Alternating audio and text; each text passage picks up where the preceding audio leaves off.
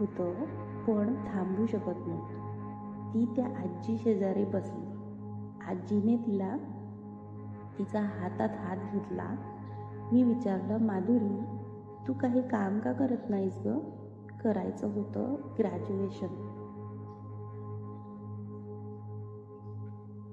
Graduate आहे मी, पण तिथं माझा मेकअप बघतात, चालणं बघतात, रिझ्युमे नाही, शरीर दिसतं त्यांना, आणि मग हसतात नोकरी नाही मिळाली.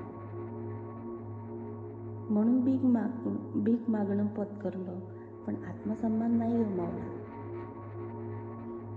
एवढ्या डब्यात एक 12-13 वर्षांची मुलगी आईजवळ कुटकुटली आणि आईला म्हणाली, आई, ही मावशी खरंच खूप छान बोलते. ते ऐकून माधुरीचं मन विरघळलं. धन्यवाद बाळा, हेच माझं काम आहे, लोकांच्या मनात थोडं माणूसपण जागवणं.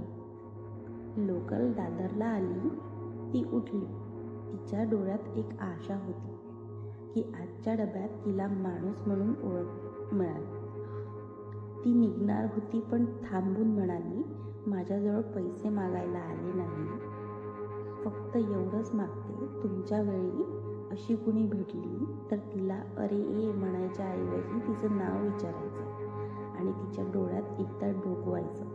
कदाचित हे तुझं दुःख सापडेल. डब्यात टाळ्या वाजल्या नाहीत, पण डोळ्यातले अश्रू ते तिचं स्वागत होतं. माधुरी उतरली.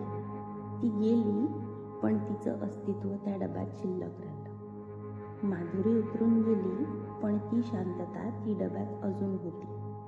माझ्या मनात मात्र वादळ उसळलेलं.